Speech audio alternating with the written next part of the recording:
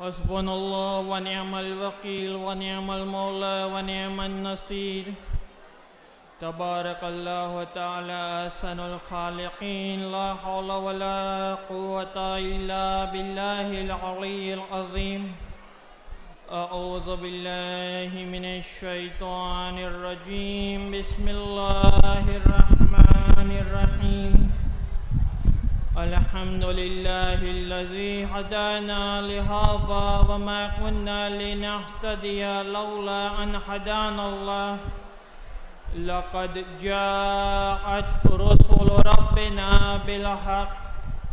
ثم الصلاة والسلام على رسوله الأنام على النبي الأمي المكي المدني القرشي الهاشمي مولانا ومولا الثقلين محبوب رب المشرقين ورب المغربين جد الحسن والحسين أبي القاسم محمد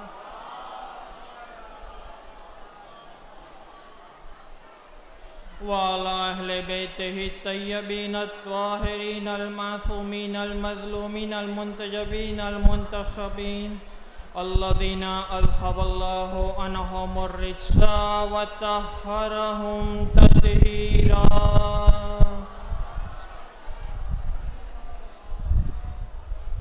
ولعنة الله على أعدائهم وقتلتهم وغاصبي حقوقهم ومنكري فضائلهم ومصائبهم وشجاعتهم وعطشهم أجمعين من الآن إلى قيام يوم الدين. رب اشرح لي صدري ويسر لي أمري واحلل عقدة من لساني يفقهوا قولي. أما بعد فقد قال الله سبحانه تبارك وتعالى في محكم كتابه المجيد والفرقان الحميد وقوله الحق. بسم الله الرحمن الرحيم. فويل للمصلين الذين هم عن صلاتهم ساهون. درود پڑھیے محمد وآل محمد.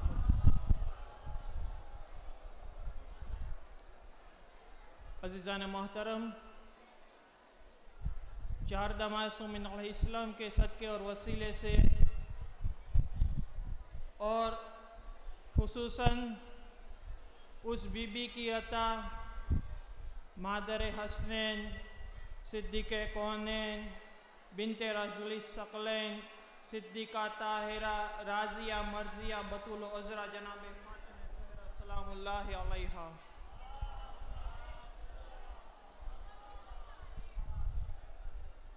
کہ جن کی خصوصاً عطا سے آج مجھے ذکر اہل بیت کرنے کے لیے اس جگہ پہ شرف حاصل ہوا ہے.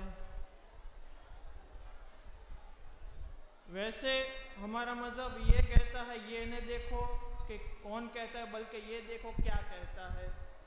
ہمارے یہاں علم دیکھا جاتا ہے، ہمارے یہاں علم دیکھا جاتا ہے، ہمارے یہاں شجاعت دیکھی جاتی ہے، ہمارے یہاں اطاعت دیکھی جاتی ہے، ہمارے یہاں عبادت دیکھی جاتی ہے، ہمارے یہاں شہادت دیکھی جاتی ہے. اس لیے کہ ہم اس مولا کے چاہنے والے ہیں جس نے سر کو تو کٹا دیا لیکن نوکے نیزہ پہ اپنی شجاعت کا اعلان کرتا رہا اور قیامت تک کرتا رہے گا. آپ شاعروں سے سنتے رہتے ہیں، شاعر آواز دیتا ہے ممکن نہیں ہے کسی سے عداوت حسین کی، ممکن نہیں ہے کسی سے عداوت حسین کی، سانسوں میں بٹ رہی ہے سخاوت حسین کی. ممکن نہیں ہے کسی سے عداوت حسین کی، سانسوں میں بٹ رہی ہے سخاوت حسین کی. بازار کے ہجوم سے کہہ دو کہ چپ رہے، بازار کے ہجوم سے کہہ دو کہ چپ رہے. قرآن کر رہا ہے تلاوت حسین کی. ایک درود پڑھیے محمد و آل محمد پڑھ.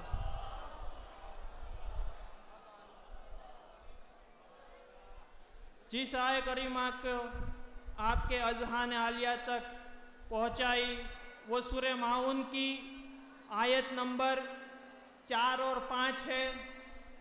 جس کو دیکھنا ہے وہ دیکھ سکتا ہے، کوئی دیکھے یا نہ دیکھے مگر وہ ضرور دیکھے جو قرآن کو کافی کہتا ہے. اور بے شک قرآن ہے وہ کافی ہے. آپ سوچیں گے آج تک تو ہم نے دوسرے لوگوں سے سنا کہ قرآن کافی ہے، یہ کیا کہ ہم بھی کہہ رہے کہ قرآن کافی ہے. بس چند لمحوں کے بعد انشاءاللہ آپ تک یہ بات پہنچانے کی میں کوشش کر رہا ہوں کہ ہمارے لیے بھی قرآن کافی ہے. جیسے کہ سب سے پہلے توریت آئی، جب توریت کافی نہیں ہوئی اس کے بعد انجیل آئی، انجیل کافی نہیں ہوئی تو زبور آئی، جب زبور کافی نہیں ہوئی تو قرآن آیا. لیکن قرآن کافی اس لیے ہے کہ قرآن کے بعد کوئی کتاب نازل نہیں اور قیامت تک نہ نازل ہوگی. ایک درود پڑھیے محمد و آل محمد پر.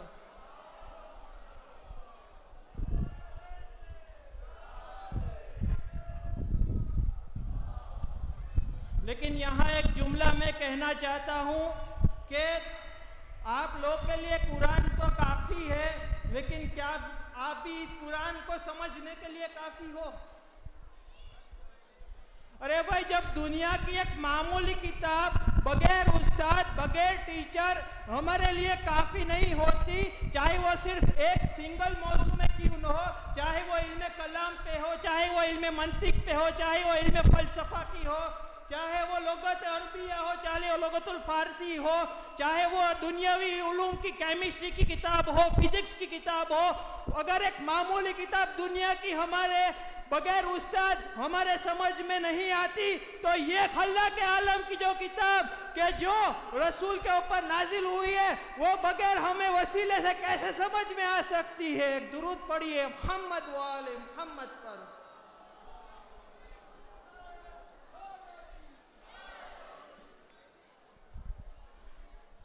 جس آیہ کریمہ کو میں نے آپ کے سامنے سرنامہ کلام پیش کیا، اس میں ارشاد ہوتا ہے فوائل للمصلین الذین هم صلاتهم ساہون. فوائل للمصلین، اس کا معنی ہے وائی ہو کس کے اوپر؟ للمصلین، نماز پڑھنے والوں کے اوپر. اس میں تارک الصلاۃ کا ذکر نہیں ہے، للمصلین ہے، نماز پڑھنے والوں پر.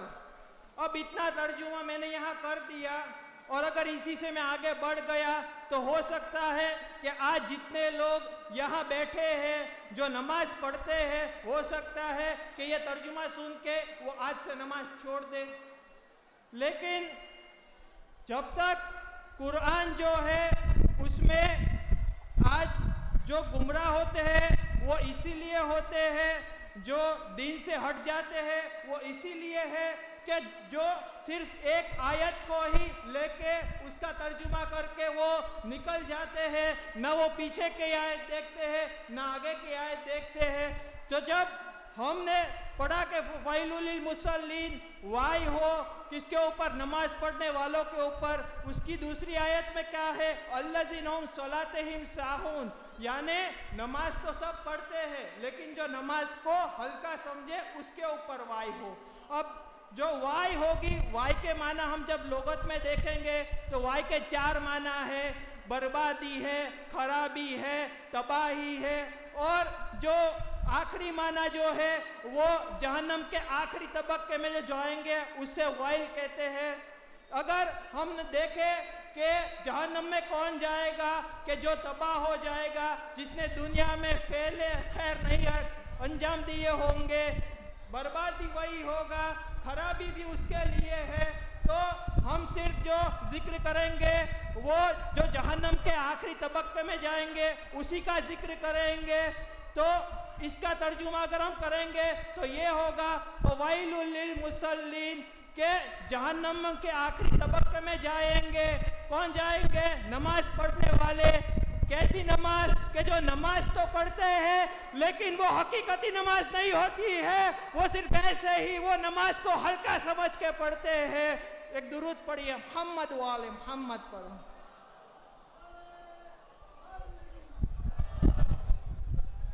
اب یہاں ہم نے ترجمہ تو کر دیا، لیکن اب صرف ترجمہ سے پوری بات واضح نہیں ہوتی ہے، پوری بات واضح نہیں ہوتی ہے. تو اس کے لیے آج ہمیں شکر کرنا چاہیے کہ ہم کو صرف قرآن صامت نہیں ملا ہے، لیکن ہم کو قرآن صامت کے ساتھ ساتھ قرآن ناطق بھی ملے ہیں کہ جو ہر آیت کی تفسیر بتاتے ہیں۔ تو اس کے لیے ایک شخص جب ہمارے اور آپ کے چھٹے امام حضرت امام جعفر صادق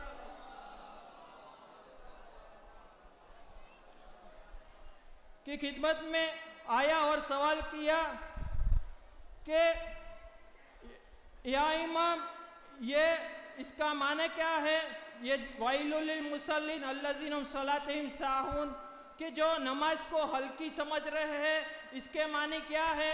تو امام نے فرمایا کہ نماز تو سب پڑھتے ہیں، لیکن جہاں ہماری ولایت کی بات آتی ہے وہاں پر اگر ہماری ولایت کا کسی نے اقرار نہیں کیا اور نماز پڑھ لی تو اس نے نماز تو پڑھ لی، لیکن نہ روز محشر اس کو شفاعت نصیب ہوگی، نہ دنیا میں اس کو ہماری محبت نصیب ہوگی۔ درود پڑھیے محمد و آل محمد پر۔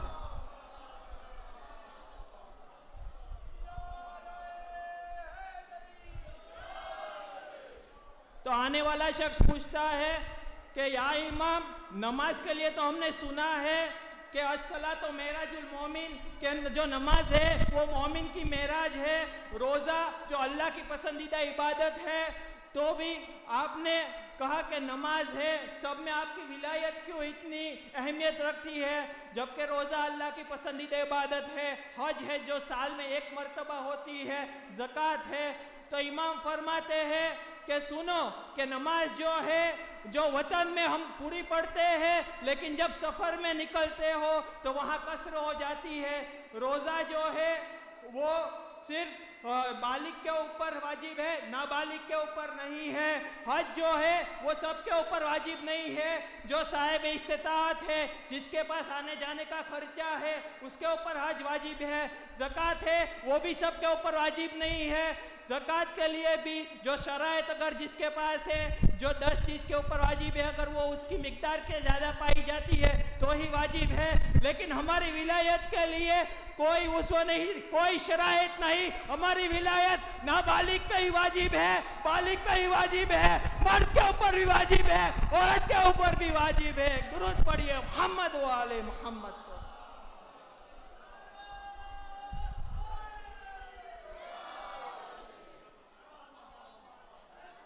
یہ جو اتنی داد دے رہے ہو، نہ میں نے ابھی تک کوئی ایسا لفظ بولا کہ توجہ کرو سبحان اللہ کہو، لیکن یہ جو آپ مجھے اتنی داد دے رہے ہو، سبحان اللہ کہہ رہے ہو، یہ کس کے لیے ہے؟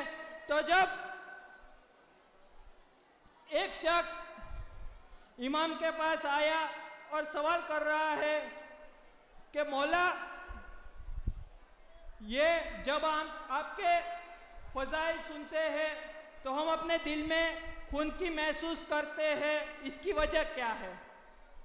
تو مولا فرماتے ہیں کہ اس کی وجہ جو ہے وہ تمہاری ماں ہے۔ کہا وہ کس طرح؟ کیونکہ جب امام فرماتے ہیں کہ سنو کہ جب بھی تم ہمارا ذکر سنو، ہمارے فضائل سنو، اور جب فضائل سن کے تمہارے دل میں خنکی محسوس ہو تو تم فوراً زیر آسمان آ جاؤ، اپنے دونوں ہاتھ کو بلند کرو اور دعا کرو۔ کس کے لیے کہا امام نے؟ باپ کے لیے نہیں کہا، چچا کے لیے نہیں کہا، بھائی کے لیے نہیں کہا، کس کے لیے کہا؟ ماں کے لیے کہا، کیونکہ ماں کا ایک رشتہ دنیا میں ایسا ہے کہ جہاں لفظ ماں پہلے آتا ہے، اس کے سوا جتنے بھی رشتے ہیں دنیا میں اس میں پہلے مرد کا ذکر ہوتا ہے، چاہے وہ چچا چچی کہہ دو، ماموں مامی کہہ دو، دادا دادی کہہ دو، لیکن جب یہ ایک رشتہ آتا ہے تب ہم باپ ماں نہیں کہتے، ماں باپ کہتے ہیں۔ یہ دنیا کا ایسا ایک رشتہ ہے جو ماں سے شروع ہوتا ہے۔ درود پڑھیے محمد و آل محمد پر۔ تو امام فرماتے ہیں کہ جب بھی تم ہماری فضائل سن کے اپنے دل میں خنکی محسوس کرو تو تم اپنی ماں کے لیے دعا کرو کہ جس نے تمہیں گہوارے سے علی علی کا قصیدہ سکھایا ہے اور اس قصیدے کے اثر یہ ہے کہ جب تم ہمارے فضائل سنتے ہو تو فوراً تمہارے دل میں خنکی محسوس ہوتی ہے اور وہ زبان سے اللہ کا ذکر سبحان اللہ سے نکلتا ہے. ایک درود پڑھیے محمد و آل محمد پر.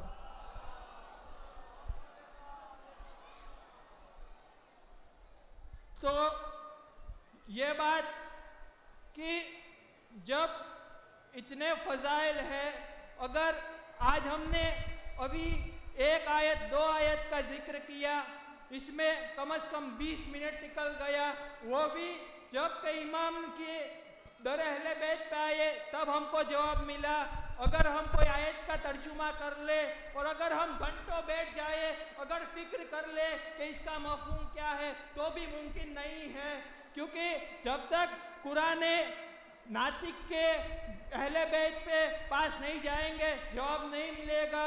کیونکہ قرآن وہ ہے کہ جس کے لیے ارشاد ہوتا ہے وَلَا رَتْبٍ وَلَا يَابِسٍ إِلَّا فِي كِتَابٍ مُبِينٍ، یعنی اس قرآن میں ہر خشک و تر چیز کا ذکر ہے.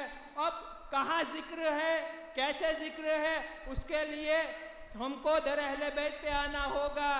اور یہ وہ قرآن ہے کہ جس کے لیے ارشاد ہوتا ہے کہ جو ہمارے اور آپ کے پہلے امام حضرت علی بن ابی طالب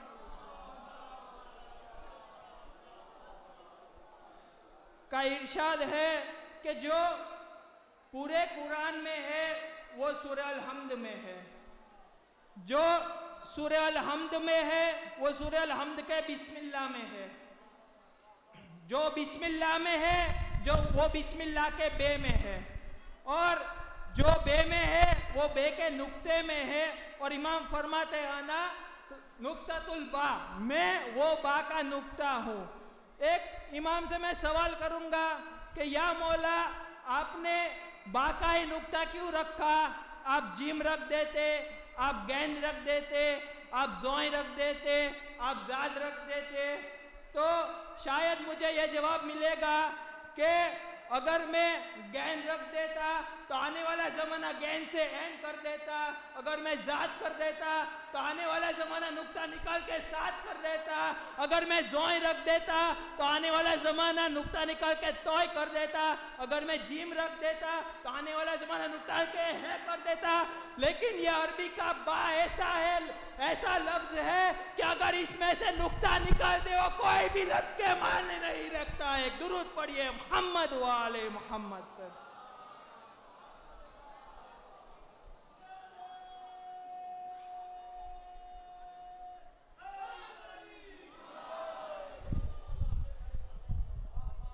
بس ایک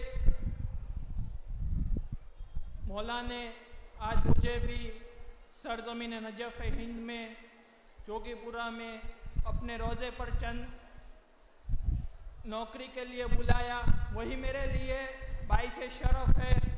اور جس طرح ایک ذاکر منبر پر آ کر ذکر اہل بیت کرنے کی جسے سعادت نصیب ہوتی ہے، ویسے جو سامعین ہوتے ہیں اس کے لیے بھی ایک شرف ہے. سب لوگ یہاں نہیں آ سکتے ہیں، جس کو توفیق ملتی ہے ہو سکتا ہے جو اس سال آئے ہو سکتا ہے وہ اگلے سال نہ بھی آئے. تو جو آتے ہیں اس کو خدا کا شکر کرنا چاہیے کہ خدایا تیرا شکر ہے کہ تم نے بھی مجھے اہل بیت کے در پہ فضائل اہل بیت سننے کی مجھے سعادت نصیب کی ہے. ایک درود پڑھیے محمد و آل محمد پر.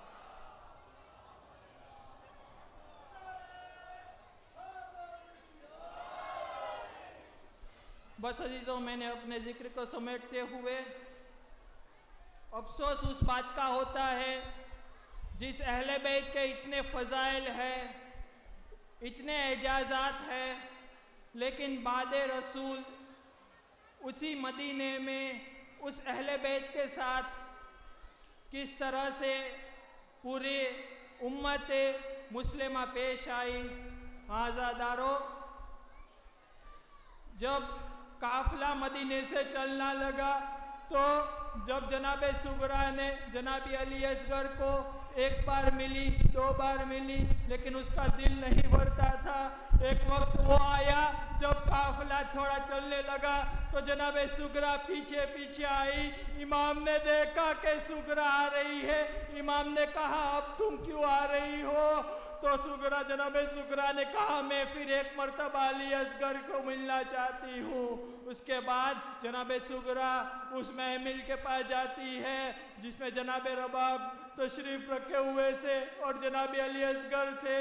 हाँ, एक मर्तबा जनाब सुगरा ने जनाब अली असगर को गोद में लिया और गोद में लेने के बाद चंद लम्हे गुजरने के बाद जब जनाब रबाब ने जनाब अली असगर को कहा कि चलो अब निकलने का वक्त है, लेकिन पता नहीं जनाब अली असगर जनाब रबाब की गोद में नहीं गए। फिर जनाब सकीना आई तो उनकी गोद में गए। यहाँ तक एक के बाद एक बीबी आई, सबके पास किसी के पास जनाब अली असगर जाने के लिए तैयार नहीं। जज़ाकुमुल्लाहु खैरल जज़ा। खुदा आपको कोई गम न दे सिवाय गमे सैयदुल शुहदा के। हाँ, उसके बाद जनाब कासिम आए, जनाब अली अकबर आए। सब ने देखा कि जनाब अली असगर किसी की गोद में नहीं जा रहे हैं। फिर एक मर्तबा मौला हुसैन आते हैं और पता नहीं कुछ कान में कहते हैं तो फौरन जनाब अली असगर सुगरा की गोद से पलट कर इमाम की।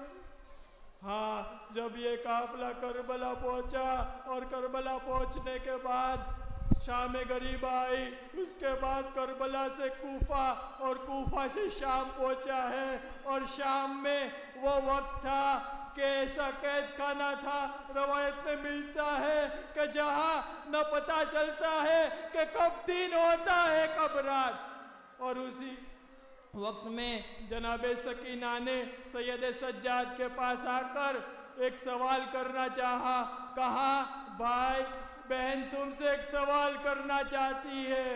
तो जनाब सैयद सज्जाद पूछते हैं हाँ क्या सवाल है तुम्हारा? फौरन जनाब सकीना कहती है ए भाई मुझे ये बताओ कि प्यास की कितनी मंजिलें होती है। जैसे ही ये सवाल जनाब ज़ैनब की कानों तक पहुंचा, फौरन जनाब ज़ैनब ने जनाब सकीना को लिया और गोद में वो खिलाने लगी। कहा ए सकीना तुमने ये सज्जाद से कैसा सवाल कर दिया? जज़ाकल्लाह अजरकुमुल्लाह, खुदा आपको कोई गम न दे सिवाय गमे सैयदुल शुहदा के। उसके बाद जनाब सैयद सज्जाद कहते हैं फूफी अम्मा आज जो है वो सकीना ने भाई को सवाल नहीं किया है लेकिन इमाम वक्त को सवाल किया है। तो इमाम की जिम्मेदारी है कि हाँ इमाम भी उस सवाल का जवाब दे। उसके बाद जनाब सकीना पूछती है कि भाई बताओ प्यास की कितनी मंजिलें हैं? जनाब सैयद सज्जाद कहते हैं प्यास की 4 मंजिलें हैं। पहली मंजिल वो होती है कि जब इंसान इतना प्यासा हो जाता है तो उसको दुनिया और आखिरत अगर वो आसमान कहीं भी देखे तो उसको आंधियाँ ही आंधियाँ नजर आती है। जैसे ही जनाब सकीना ने सुना फौरन करबला का रुख किया। कहा ये मंजिल मैंने करबला में देखी थी कि जब भाई कासिम जब मैदान से वापिस हो रहे तो बाबा से कह रहे थे आका मुझे कुछ नजर नहीं आ रहा है। उसके बाद इमाम ने फरमाया प्यास की दूसरी मंजिल वो होती है कि ज़बान इतनी खुश्क हो जाती है कि ज़बान पे कांटे लग जाते हैं और उसके बाद चंद औकात के बाद चंद घंटों के बाद इंसान इस दुनिया से रुखसत हो जाता है। जैसे ही जनाब सकीना ने सुना फौरन करबला का रुख किया और कहा ये मंजिल भी मैंने देखी थी कि जब भाई अली अकबर जंग के मैदान से खेमे की तरफ वापिस हुए और बाबा से कहा ए बाबा अगर पानी का एक घूंट मिल जाए तो मैं पूरा लश्कर को खत्म कर दूंगा।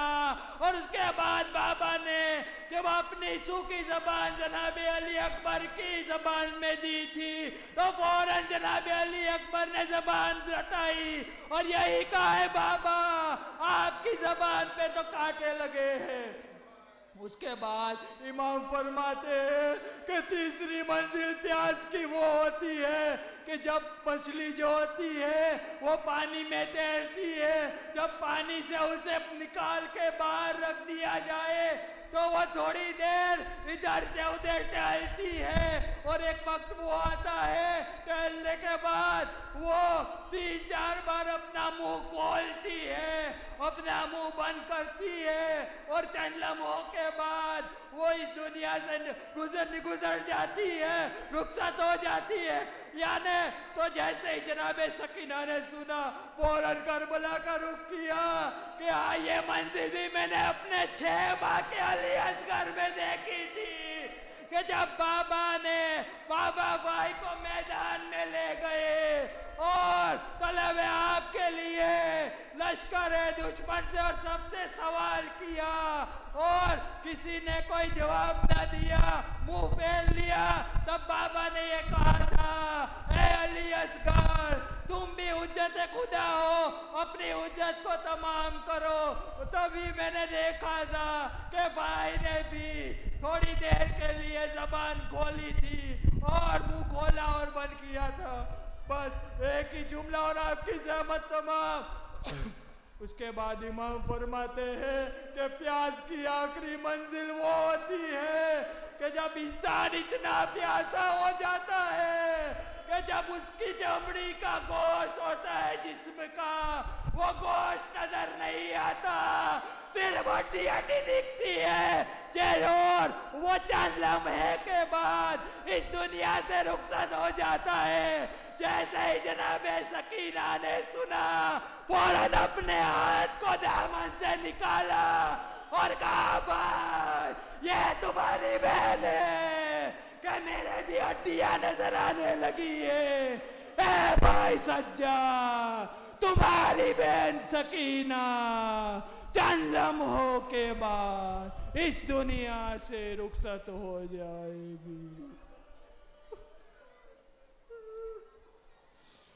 لعنت اللہ علی القوم الظالمین سیعلم الذین ظلموا ینقلبون انا للہ و انا الیہ راجعون۔ پروردگار ہماری اس مختصر سی عبادت کو اپنی بارگاہ میں قبول فرما لے۔ اس عبادت کے واسطے سے جو بھی یہاں ابھی نجف ہند میں موجود ہے، وہ جو بھی دل میں اپنی تمنائیں لے کے آئے ہیں، ان کی سب دینی اور دنیاوی جائز حاجات کو آج پورا کر دے۔ اور جو یہاں نہیں آج اس سال کو نہیں آئے ہیں، انہوں نے بھی جس نے التماس سے دعا کہا ہے، جو یہاں نہیں آئے ہیں ان کی جو بھی حاجات ہیں وہ پورا کر دے۔ پرچم اسلام کو سر بلند فرما دے، پرچم نفاق کو سر نگو فرما، علماء کا سایہ ہمارے سروں پر باقی رکھ، ہمارے امام زمان علیہ السلام ہم سب کو ان کے آوان انصار میں شامل فرما۔ ربنا تقبل منا انکا انت السمیع العلیم۔